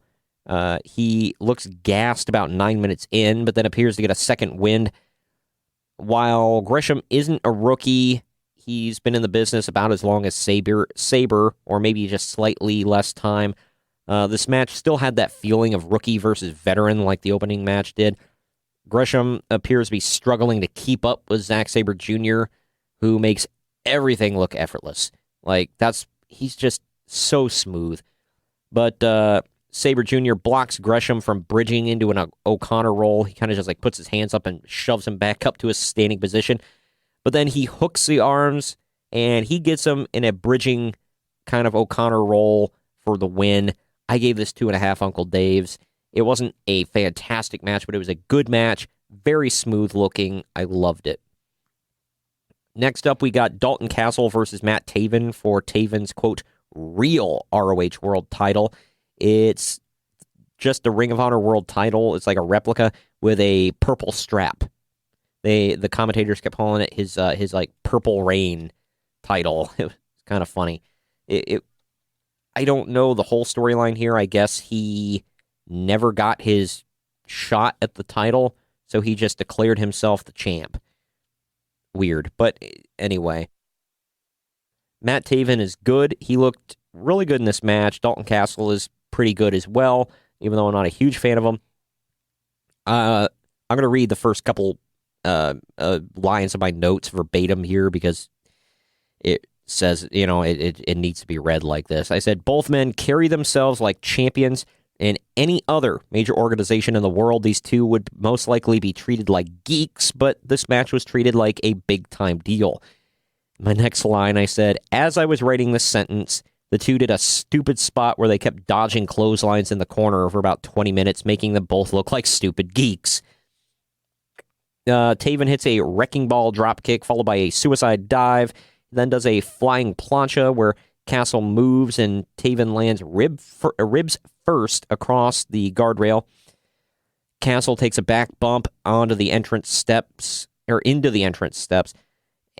Taven works the back after that.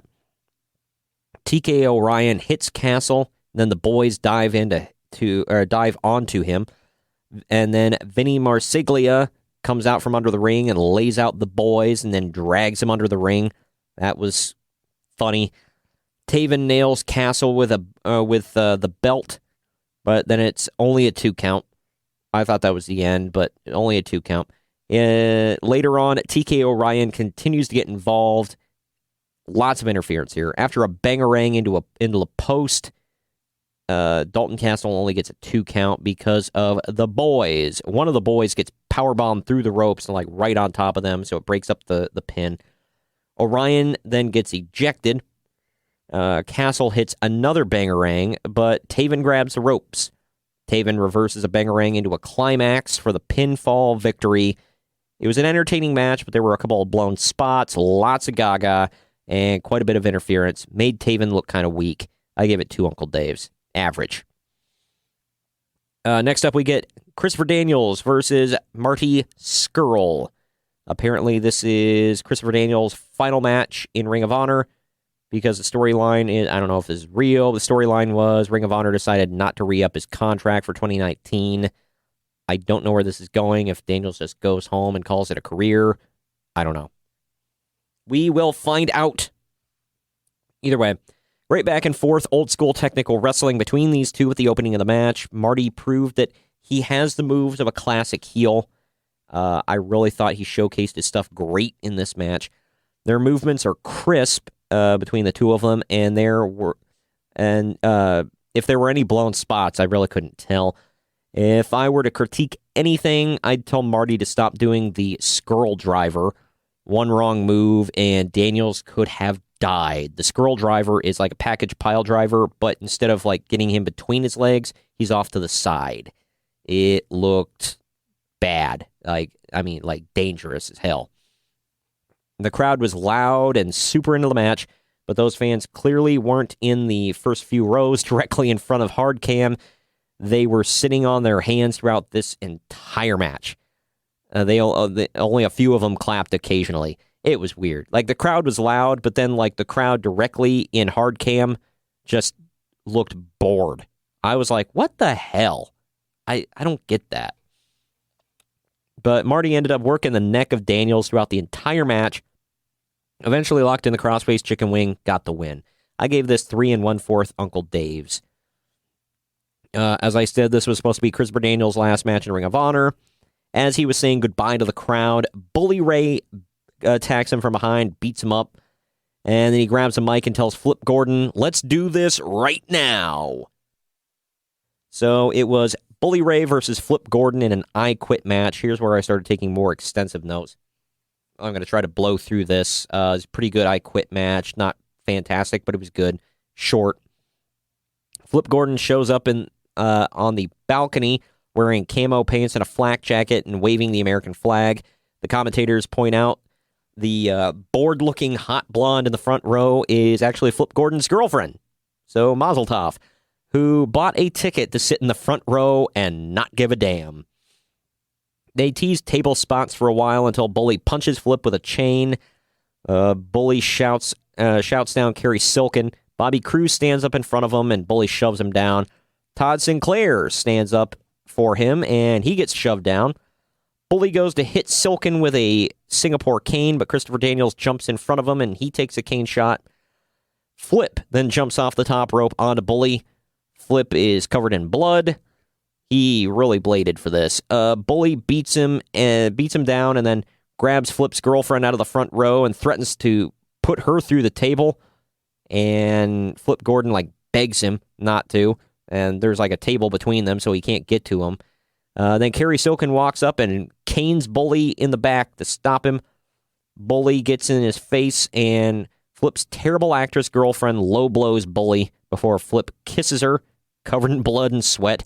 Then he grabs the U.S. flag, which is also a kendo stick, jumps off the top rope, and nails Bully in the face with it. He locks in an STF with the cane, and then Silas Young breaks it up, hitting Flip with Misery, which is his finishing move. Silas pours lighter fluid onto the table in the ring, and Cheeseburger rushes in to attack him. Silas hits him with Misery. And then Colt Cabana leaves commentary to hit the ring and takes out Silas with a chair. He hits Bully with a chair, and then Silas low blows him. Silas flicks the bick, and then the lights go out right before he was about to set the table on fire. Lights come back on. Sandman is in the ring with a cane. I would have never expected this in a million years. That Sandman returns to the Hammerstein Ballroom. He's got a cane in his hand. He takes out Silas before popping a beer and drinking it. Then Flip is up, and he takes out Bully Ray with 2 kendo sticks, just beating the hell out of him until Bully Ray finally quits. He just caned the crap out of him up against the table until Bully said, "I quit." Sandman and Flip Gordon then share a beer before Colt hands Flip the flag. Flip waves it for the crowd. The entire match seemed like a throwback to ECW. The run-ins, which I usually hate, didn't bother me in this one. It was a fun match, lots of drama. I loved it for what it was. 2.5 Uncle Daves, I said. Then we move on to the Ring of Honor heavyweight title match. It was Jay Lethal defending against Cody Rhodes with Brandy in his corner. Cody said that he grabbed the mic right off the bat, and he said if he loved the fans, he would be doing the Madison Square Garden show. Then he tells the crowd to kiss his ass. He was wearing a Metal Gear Solid inspired attire this night. So was Brandy. Jay Lethal grabs a mic after this and says that if he retains the ROH title, the company's shiny new toy will be gone, referring to Cody. Cody goes for a baseball slide and sells his knee that he blew out a while ago, allowing Lethal to take over for only a few seconds before Cody attacks him, showing that his knee is perfectly fine. Later on, Cody really does hurt his knee and when he goes for a disaster kick, and Lethal picks his leg apart. Cody gets the advantage back when he distracts the ref, and Brandy spears Lethal. Apparently, this is Brandy's new thing because she's got titanium in her shoulder now because she had to get her collarbone, I believe, repaired. So it's like they're saying it's her metal shoulder. So she does the spear now. Either way, she spears Lethal. Lethal tries to give Shattered Dreams to Cody. Oh, I'm sorry. Well, I guess I didn't skip anything. But yeah, Brandy spears Lethal. Later on in the match, some stuff happens. Lethal eventually tries to give Shattered Dreams to Cody, but Todd Sinclair stops him, and Brandy accidentally spears Cody. Lethal then stops Todd from disqualifying him. Cody pulls Brandy in the way of a lethal injection, and Lethal gets her with it. Cody hits Crossroads for a near fall. Cody locks in the figure 4, and the bell rings. Turns out it was Hangman Page ringing the bell, and he hands Cody the ROH title like he won. Todd tells him that the match is still going on, he didn't win, and Lethal hits Cody with Crossroads himself for a near fall. Lethal then goes for Hail to the King, but Cody gets the knees up. Cody hits a bionic elbow. Lethal clotheslines him out of the ring after this and hits 6 suicide dives. He then goes for a 7th, but Cody gets in the ring and he spits water in his face. He then hits a vertebreaker for a 2 count. It was the safest looking vertebreaker I've seen in my life. Lethal kicks Cody into Todd Sinclair at one point, and Todd takes a bit of a bump, and he hits Cody in the back of the knee with the ROH title. He then does the Stardust taunt before flipping Cody off and hitting multiple super kicks. Then he nails a lethal injection, and then he gets up, hits tons of super kicks after that. He misses another lethal injection, but he reverses some stuff into a figure four, and Cody finally taps out to the figure four. After the match, the two men shake hands. One of the best Cody matches I've ever seen. I love Jay Lethal. 3.5 Uncle Daves. After the match, Marty Scurll gets in. He stares Jay Lethal down, and he looks him and his title up and down because apparently he's set up for a title match. So I guess he's not leaving the territory yet. NWA champion Nick Aldis comes out with a hot blonde chick, and he claps and smiles before leaving. They didn't really say why he was there or what he was doing. Marty Scurll then grabs Jay Lethal's title, holds it up, and then he throws it back at Lethal, points at him, and then he leaves. So setting up for something next. That should be a good one. Finally, we get to the main event. It was a ladder war for the ROH Tag Team titles. SoCal Uncensored, which is Kazarian and Scorpio Sky, were defending against the Young Bucks and the Briscoes. Match starts off hot with some fast-paced action. Chairs and tables were broken out by the Briscoes almost instantly, so this was a TLC match, essentially. So we got TLC 3 days, or like twice within 3 days, basically. The Briscoes are the first in control. Kazarian is the first one to be busted open, and he's bleeding bad out of his forehead. Matt Jackson powerbombs Jay Briscoe into a cornered ladder. The Bucks take control. Doesn't last for long as SCU takes control back, keeping everyone out of the ring. SCU gets pulled off the ladders by the Bucks twice, and then the two teams battle it out for a while. Nick and Kazarian throw the ladder back and forth between. Matt Jackson runs under the ladder and spears the crap out of Kazarian. Nick Jackson fights off Scorpio Sky to climb the ladder, and Kazarian does a springboard codebreaker to Nick off the ladder. That was sweet. Kazarian climbs and gets beaten with a chair by the Briscoes. Mark suplexes Matt onto the cornered ladder, and Kazarian gets backdropped into that same ladder, but only his ankle hits it, and he sells the ankle for a while. Scorpio Sky gets the advantage for a little bit before the Bucks take out the Briscoes with chairs. Then Nick Jackson takes out Scorpio Sky. Matt gets backdropped outside through a table. That was by Jay Briscoe. It was insane. Kazarian stops Jay Briscoe from using a staple gun by hitting him with a low blow. We did not need staple guns in this match. SCU hits an assisted cutter to Mark Briscoe through a table on the outside. Mark was inside holding onto the ropes, and Scorpio Sky pulls the ropes to slingshot him. Kazarian grabbed him out of midair and nailed a cutter right through the table. It was insane. Let's see. Jay Briscoe is bleeding profusely. Matt Jackson grabs a sledgehammer, but he doesn't use it. That's a second weapon introduced that was never used.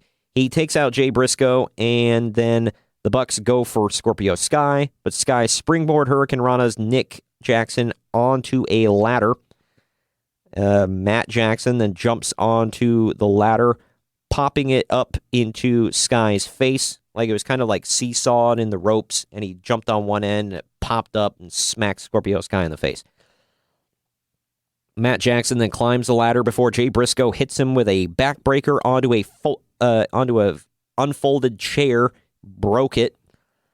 Nick hits Jay with a slingshot X-Factor onto a chair. SCU takes Nick Jackson outside the ring. Mark Briscoe, who's also bleeding quite a bit, throws a ladder onto SCU outside. He just picked it up and press slammed it onto him. He slams Scorpio Sky down and climbs a ladder. Sky gets up, follows him up the ladder, and then Matt Jackson just appears out of nowhere, spears Scorpio Sky off the ladder. The Bucks go for a Meltzer driver onto Jay, but Nick gets caught with a cutter off of the ropes from Mark Briscoe. That was beautiful. And then Jay gets out of the tombstone position, hits a Jay driller on Matt. Jay Briscoe is just bleeding buckets from his face and has blood on his shoulder and back. I don't know if he had other people's blood on him or if that was his. Mark Briscoe sets up a ladder bridge in the corner. Kazarian takes him out and smacks Jay with a chair before hitting a Styles Clash on Jay on the chair. And then Kazarian does the AJ Styles hand pose. Mark and Kazarian meet at the top of the ladder before Mark gets thrown onto the ladder bridge. Nick Jackson climbs up another ladder to stop Kazarian. Jay shoves the ladder over, and Nick goes through an outside table. So both members of the Bucks went through tables. Jay Briscoe climbs up to fight Kazarian. Mark throws a chair, and Kazarian just falls straight back through a table. Jay Briscoe pulls down the tag team titles for the win. The Briscoe brothers are now the 10-time Ring of Honor Tag Team Champions, most decorated tag champs in Ring of Honor history.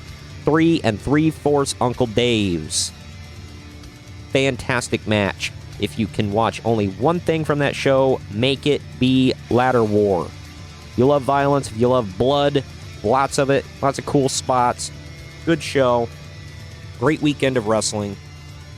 I know this was a long podcast, but we appreciate you sticking around for it. I thank you very much. Kyle thanks you as well. We appreciate everybody who stuck around for all of this. And tune in next week when it's Greg and I. We will be going over the year 1995 Year in Wrestling Review. It's going to be part 2, where we cover WCW's Uncensored, very first ever Uncensored 1995, and WrestleMania 11, one of the notoriously worst WrestleManias in history. So check that out. And also, last week, it was Impact Wrestling invading the Rockstar Pro Arena in Dayton. I am talking with Andy from the On the Road podcast. It is, he was at the show, I believe, and we are talking about that. That is going to be on YouTube. It's going to be posted on WrestlingWithWrestling.com as well. Check that out. We're going to be talking about what happened at the show. We're going to be talking about Jim Cornette's recent war of words with a Rockstar Pro, former Rockstar Pro champion, John Murray. It's going to be good. Check it out. Thank you for joining us today, and we will see you next week. Goodbye and good night. Bang.